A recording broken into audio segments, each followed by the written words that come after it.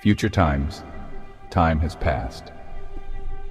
In the year 2035, Peter and Angelina left the sealed community near Fishkill for good, knowing that they could never return, but felt ever safe from the new viruses and knowing that they would only be in contact with each other in the old sandstone farmhouse of the naturally purified forest.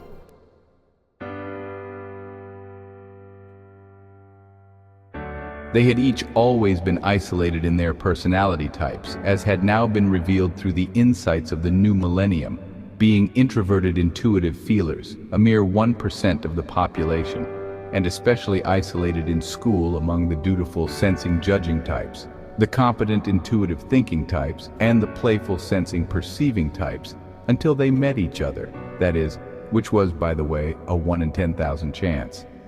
Peter would often joke to Angelina that he had to go through 9,999 women to find her, and she would always say that no one ever loved her like Peter did since they could never understand her.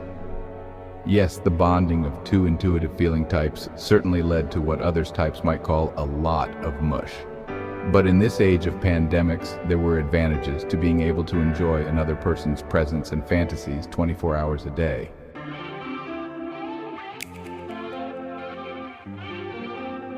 Other advances of the new age had brought to direct light the very biochemical nature of our being, with such old ideas of religious souls and other magical properties now long gone the way of alchemy, astrology, and the dodo bird.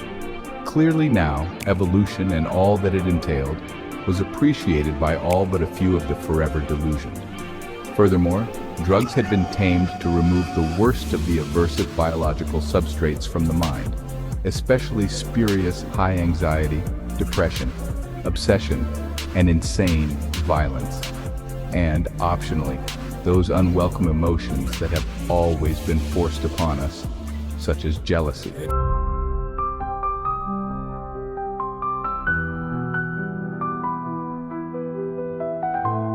Advances of the new age have brought to direct light the very biochemical nature of our being, with such old ideas of religious souls and other magical properties now long gone. The way of alchemy, astrology, and the dodo bird, clearly now evolution, and all that it entailed was appreciated by all but a few of the forever delusion.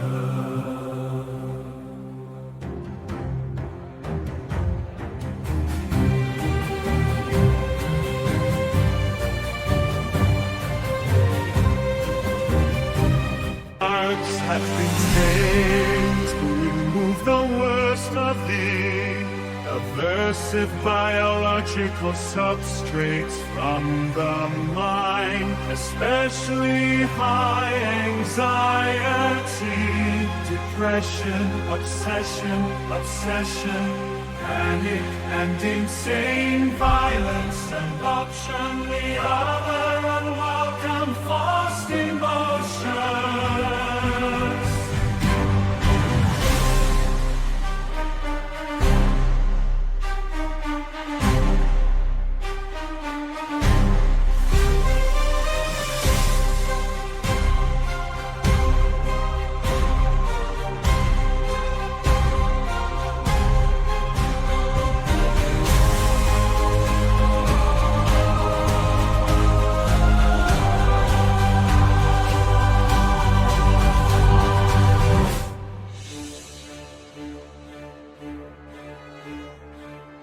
However, new and virulent infections still swept the body, especially in the year 2025, when over 2 billion died of EBL in Europea.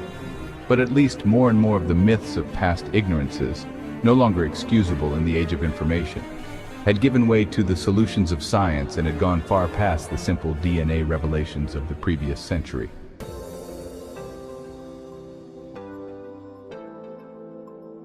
Indeed, the human genome had been mapped even in the late 1990s, and now some 30-some years later, had inspired cures for cancer, leukemia, and almost every other genetic disease.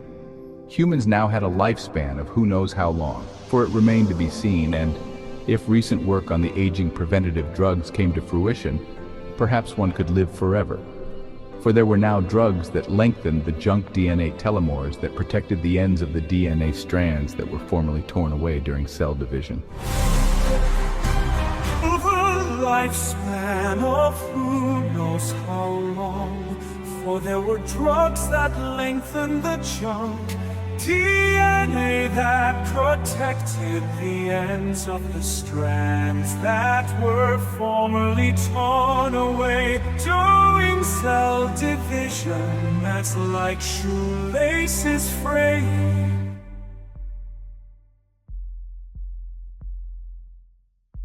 As discussed previously, horrible and torturous emotions were seen for what they were, that is, just spurious molecular events. And so serotonin reuptake inhibitors became the new fluoride of the water supply, so that the primitive and long useless negative feedback mechanisms in our central nervous systems could no longer send out thousands of years old notices. Therefore, we could no longer be plagued by, for example, the horrid persistence of negative or anxious thoughts, that downward spiraling feedback loop which never led to anything positive. Blame itself had, of course, fallen too, as it had to, after it had been proved that aggressive urges were not completely controllable due to the remaining chemical imbalances of the brain. But criminals were still locked up in order to protect society.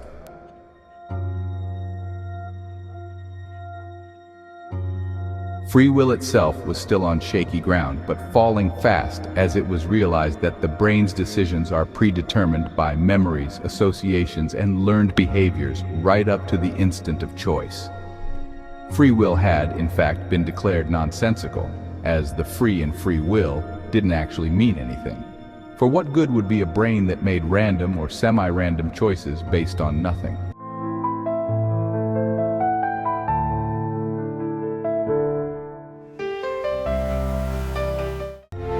Realize that the brain's decisions are predetermined by memories, associations, and learned behaviors right up to the instant of choice. Free will had in fact been declared nonsensical, as the free will didn't actually mean anything. For what good would be a brain that made random choices?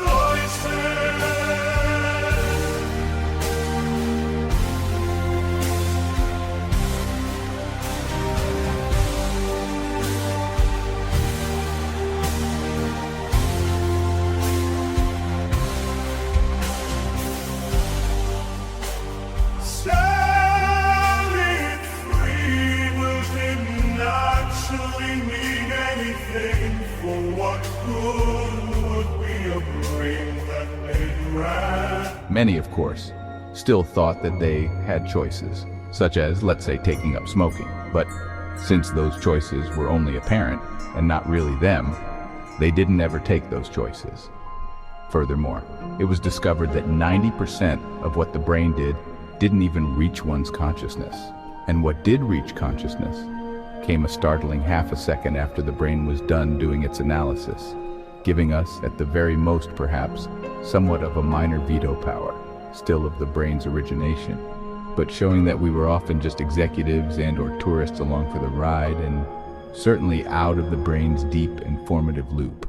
I've discovered that 90% of what the brain did didn't even reach one's consciousness, and what did reach came a startling half a second after the brain was done doing its analysis, showing that we were just tourists along for the ride.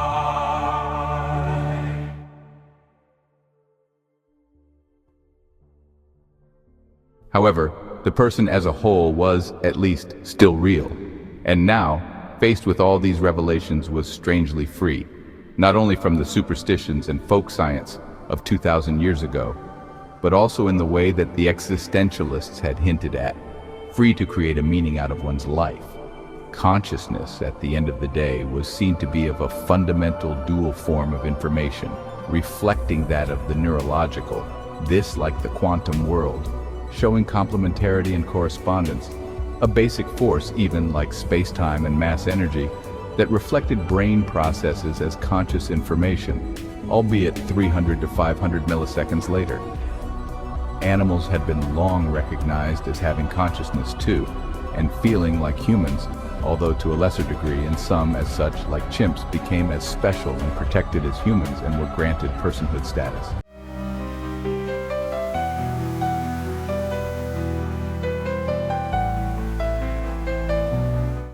Some animals, like chimps, were granted personhood status. Humans now had a lifespan of who knows how long, for there were drugs that lengthened the junked DNA that protected the ends of the strands that were formerly torn away during cell division. Luckily, too, science had developed tasty artificial meat, and so cattle and other animals no longer needed to be slaughtered by us, who they would have surely regarded, if they could, as Hitlers. Science had developed tasty artificial meat.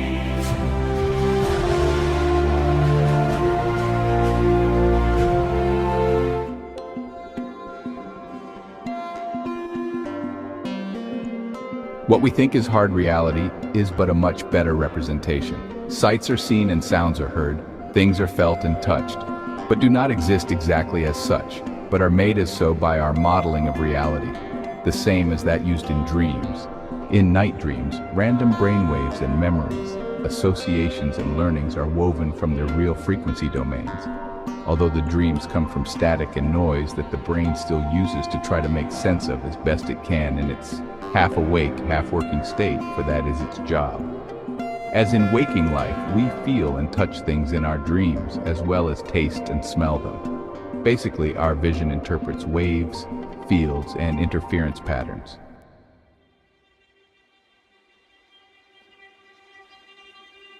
People had come to see what was absolute, eternal, and the basis of all existence, realizing that all of the stuff in our world, including our brains, minds, and consciousness, is biological and is made of molecules, and they are made of atoms, which in turn are made of electrons and quarks, or both from vibrating strings, perhaps, whatever it is that we call that which is the bottommost material stuff.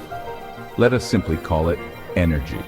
For the form does not matter. It may be a field, actual stuff, or some swirling energy that gives us an illusion of solidity, or even a vibrating string. What's important is that it is the most fundamental and absolute substance, which implies that each and every composite system made from it is totally dependent on it for its existence. Everything, even God's. Energy being made of itself, either having been always there, or a balanced and ongoing distribution of nothing, it doesn't matter which, cannot be created or destroyed, and was therefore, or its ever distributed sourcing, eternal and omnipresent. This was called God, the ground of determination. Energy can, perhaps, as said, even amount to nothing and come from nothing, for perhaps nothing is composed and balanced of opposite, plus and minus aspects of this energy. Perhaps nothing is what our universe will eventually amount to. But for now, somehow positive energy prevails around here, since we are indeed here, and has separated or balanced from with the negative, and has granted us a preponderance of plus-type stuff in our universe, antimatter being elsewhere, or perhaps the minus-type stuff is embodied in gravity's power. It doesn't really matter that much where it is.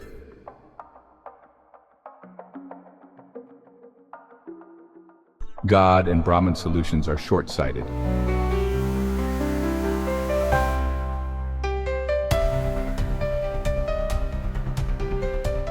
being merely the formation of a larger question that one then takes as an answer. Besides, systems of mind doing planning, thinking, and doing cannot be first, for the parts beneath would have to be there earlier. The simpler that stuff is, the more unstable it is, accepting the inert, ever going through phase changes and/or recombining upward. So, this is a clue. Energy must be conserved, not being able to come from nowhere unless it is balanced, positive and negative. So, this is a clue. The universe is here, this being any old time and place that is not special. So, this is a clue.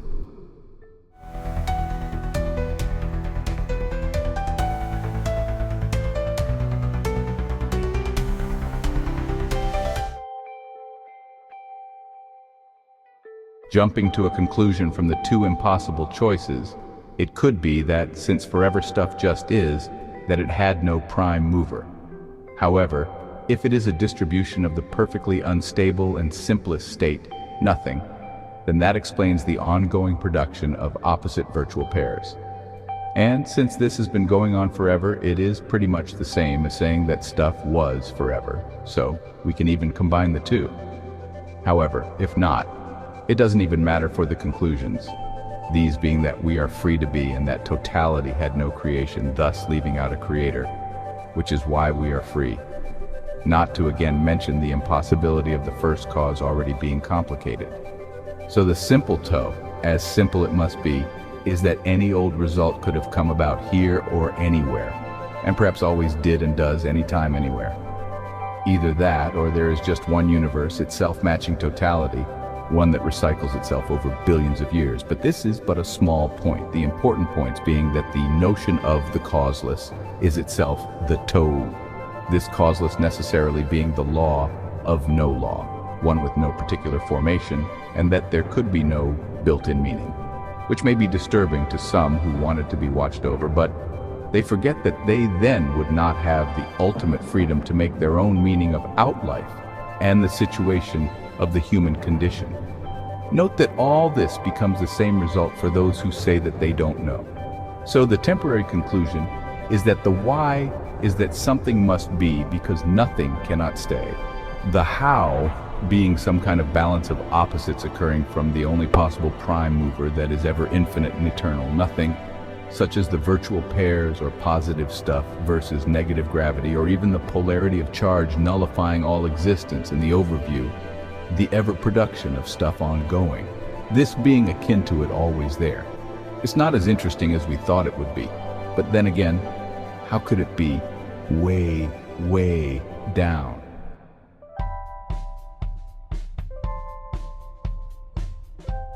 The real excitement is at the other end of the spectrum, the complex, where we are thrust into existence, which even precedes in importance that of essence. Of course, this doesn't stop some mammals from making things up, such as that life can only come from life, even then abruptly flip-flopping to then say that the life then didn't need to come from life, etc. Their initial basis now in a shambles, but whoever said that mammals had to be sensible?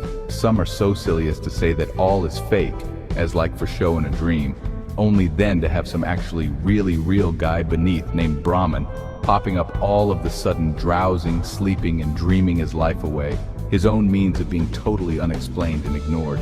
This being some kind of strange psychological stopping point of complete satisfaction, totally contrary to their big need for explanation of a lesser question in the first place.